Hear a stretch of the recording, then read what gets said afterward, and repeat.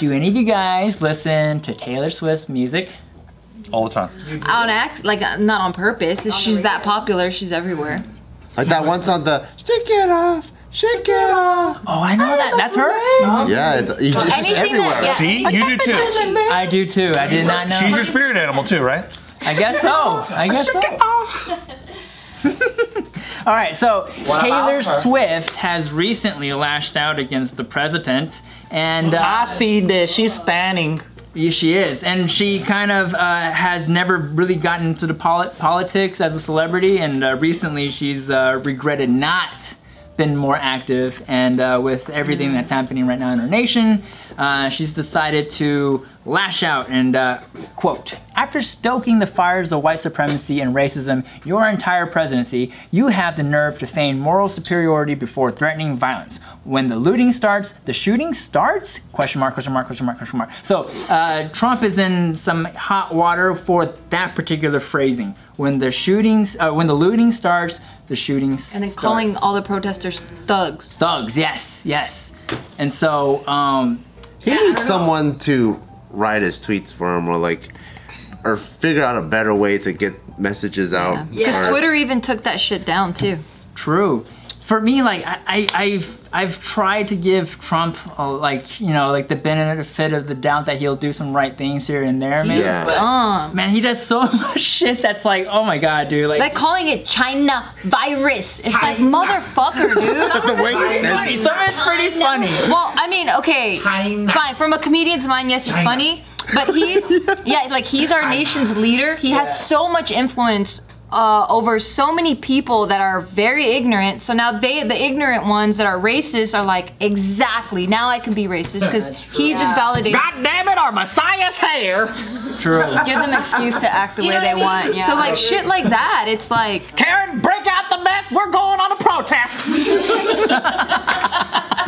I done already broke out the meth, you dumb fuck.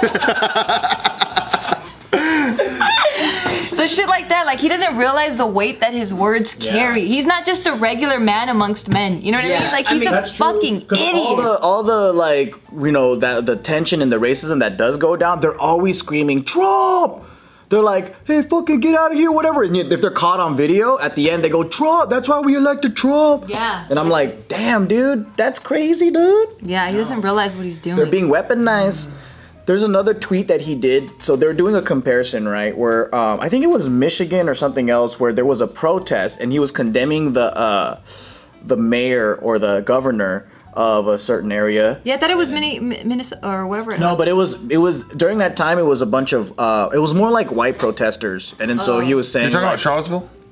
No. Where he called the mayor weak, right? Yeah, he called the mayor weak, and he's like, well, like ease it up, or he couldn't handle it, and then there's basically a comparison of how he reacts based off of the two. The race. Yeah, and it wasn't. Yeah, it was not fair, but yeah. True. For all the terrible things he says, sometimes he says some pretty fucking funny shit though. Like when he responded to Taylor Swift, he goes, "I like Taylor's music about 25% less now." That's what he fucking said. 25%. Specifically 25%. I'm like, fuck, dude. Fucking troll, man. Listen, that's what I'm saying. Sometimes I wished I wasn't a comedian so that I can not. Half of it I'm laughing, but then the other half I wish I could just take the message and be like, oh man, and I hate him as much as everyone else. Because one part of me I'm like, this guy's pretty funny. I'm in disbelief is more the laugh is more like shock and disbelief. It's not like I support it. Yeah, it sounds like that's what it is for you too. What? What he just said. Laugh and disbelief? Oh yeah. That the president is saying crazy shit. Because it's the fucking president. Yeah, I mean, the leader of the nation. When you are the president, it comes a certain amount of responsibility, and I do think you have to conduct yourself a certain way, I wish I thought like you guys do. I really do. But I never looked at the president and went, that's who I want to be. If anything, but that's what he was there for, right? He's supposed to be the leader. He's supposed to be what you're. It's cute. It's all cute. It is very cute. It's so cute. But at the end of the day, look, they're all just a front for the same fucking war economy, so I don't really, I don't see it the same way. I don't know. So you think they're all in cahoots with each other? They are in cahoots with each other. The thing is, okay, there's common knowledge and there's things that most people believe, which is the system and what our politicians are supposed to represent, that they actually believe in the things that they say and all that. But then beyond that, I feel like there's a group of us who are starting to see the facade. So that's why I'm like, it doesn't really matter who's in office, because they say one thing, but the policies and all those things that they actually put into play doesn't really help. What we all yell about never helps anybody, Yeah. right? You notice we never yell about needing health care. We do for a little bit, but then everyone's just like, oh no, we gotta fucking take down Trump, we gotta fucking take down Obama, oh Benghazi, oh Russiagate, or Obamagate or whatever. We'll never really talk about the things that people actually need that will help them. Like instead, let's focus on the minutia of like what somebody just said right now, instead of focusing on the things that Americans actually need. So that's why I'm very cynical about it. That's all. Very true, very true. Yeah, and then before we started rolling this take too, I just realized there's a side article here on the webpage that's opened up right now, and it says, George Floyd and Derek Chauvin once worked overlapping security shifts at the same nightclub, and that fucking blew my mind. And then Bart goes, yeah, they knew each other for 17 years? Yeah. Whoa! Yeah, so apparently they've known each other for a while, and they, I guess, have history with each other. What? So that part's pretty crazy, because it's not like it's like he had his like knee on someone that he's known for a long time. There's just footage that was released of them having Floyd in the backseat of their patrol SUV, and they're beating the shit out of him. There's that too? Yeah. There's new footage? Yeah. Wow. Was it this time or another time? I mean, the same Asian cop is watching, so I'm assuming it's the same, unless they're like a gang and they travel together all the time. Well, they are partners, I think. Yeah, so then it's probably the same several time. incidents against them as a group. Oh. Those two. Fuck, so there's footage of them beating him in the back seat. And then so they're outside.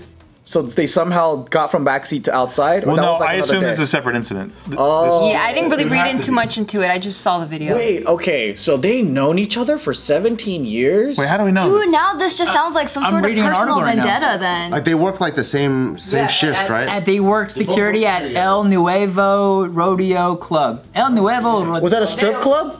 Oh, maybe, I don't know. It doesn't say. It doesn't say if it's a strip club or not. And I think a body cam footage also showed from one of the cops that one of the cops took the pulse of George Floyd, and after he said, hey, I can't feel a pulse, David Chauvin's knee was still on him for an extra 2 minutes after. Shit, so this is like fucking personal. Then. Watch the video from 2019 where the cops, they do the same thing to a guy who's on the ground. They choke him out, same shit. They put a knee on his neck, everything, and they're laughing the whole time. They're making fun of him. It's on CBS. I don't know what the guy's name was. He's some white guy, but he got the same exact shit happen to him. Wow. And they're actually making fun of him the whole fucking time, even after he's basically expired. Fuck. So. That is. There's like a list going on right now too of like 40-something people that died in the hands of police within the last just even 2 years. You know, like Ahmaud and, you know, who was the other guy in New York that was selling cigarettes? Freddie Gray. Yeah, Freddie Gray, the I Can't Breathe guy and all that, just a list of them. And it has, it's not even like they're charged with the crime. There's just a list of possible what happened. And it's like George Floyd was forgery, right? And it's like selling like cigarettes, and it's like possible. They're not even, it's not even like a critical level threat. Not even a felony. Not even a felony. How about that? No, because he's harassing people. The thing is, like, at least for police, right? When you get a dispatch and it's like armed and dangerous, possible robbery, all these things, then they approach the situation with that level of force. It's like being swatted, right? You come in and they're coming in guns running. But if a dispatcher's calling you in for more of like a white collar crime, forgery, yeah. Yeah. You don't assume they're gonna have a fucking gun ready to kill you. Right. How does it? My question is, how does it end here? Like, I need to still see it because I haven't really. When I say this, I want to go down the investigation hole of like what's wrong with our system where it always ends up in this crazy disaster. Well, they always say they resist arrest. It's that they're being aggressive. Dude, there was this one video where a lady was standing there and a cop just punches her in the face and he's like, stop resisting arrest! I've seen that video. If you feel like you have impunity like that and you can get away with that, and nobody's gonna touch you, then yeah, you're invincible. Because you're unleashing bullies, you're unleashing crazy people into the public. So that's whose fault is that? Our city and our fucking authorities. I followed this SWAT guy.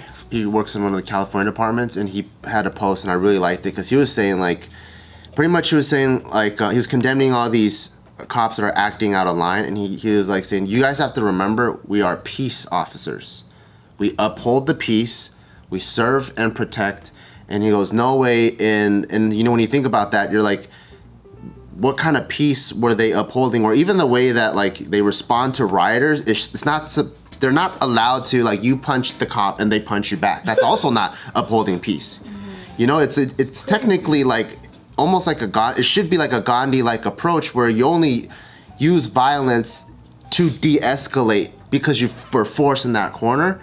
But if he's here for forgery, like, who are you protecting them from with the knee on his neck? He's handcuffed already. Yeah, and what kind of peace are you upholding with the knee on the neck? It's just crazy. Damn, knowing the fact that they used to like work together, I feel like it's now like a personal like vendetta, right? Because like I think like when I was watching the video and like the people are like, get off his neck, he can't breathe, right? Like the cop deliberately just like dug his knee in onto his neck as they're saying, get off.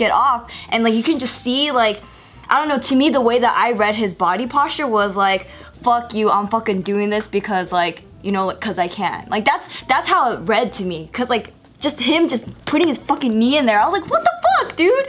Let go. And when they pulled him off the floor, he looked dead already. Yeah. So they pronounced him dead later. I'm like, I don't know, man. This guy looks lifeless. Like when they pulled him off. This is the bullshit that they did with Freddie Gray, though. Is like they say that like this incident, oh, it's so tragic because it unleashed a chain of events that led to his death because he had cardiac arrest and all this stuff as a result of what they did to him.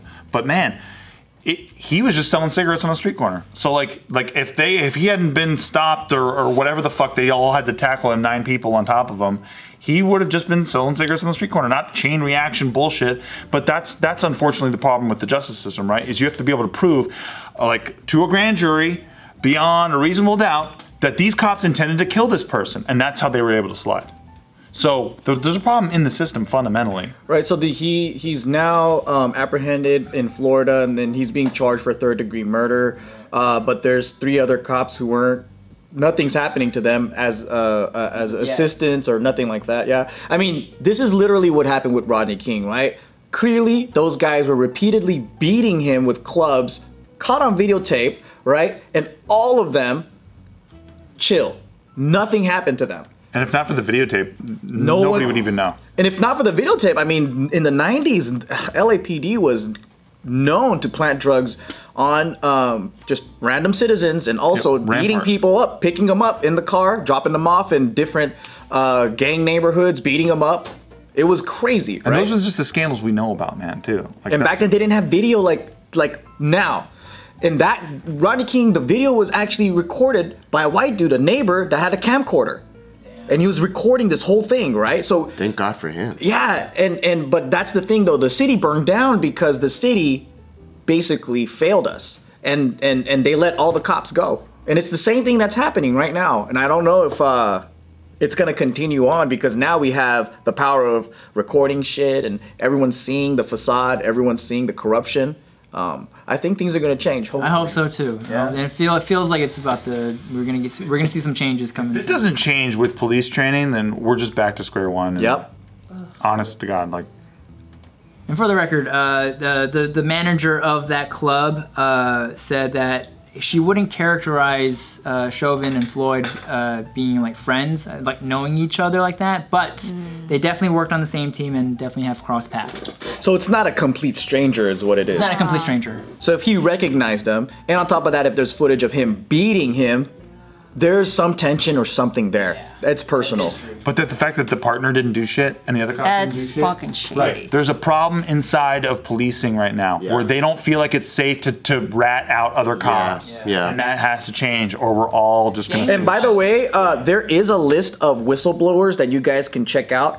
Many from the police department have came out. There's documentaries, all that. And I feel like as a society, we need to listen and back them up when it's not the time that's convenient, such as now, since Right. everyone's talking about it now, people are like, where are all the cops that are doing it? They've been whistleblowing, dude. Well, no, for but years. it doesn't go up the chain, bro. That's the Yeah. problem. It doesn't go up the chain. It doesn't actually get fucking, like, investigated and checked out. In fact, the people at the higher up levels, they actually excuse a lot of it. And there's multiple documentaries about the Blue Veil. Yeah. There's one NYPD one that came out like 4 years ago. But you're right, it doesn't get anywhere. So that's why people feel, I think even Helpless. police, they feel helpless. Yeah. They're like, you know what, I'm just gonna do my job, get my paycheck. I came here to actually change the world, but I'm getting stamped down by my own department. I need my pension. Yep. Whatever I can do to protect that. If we were ever to threaten that, by the way, you'd have actual results on the 'Cause they field. retired I fucking good. guarantee it. Yes, they do. They work for it.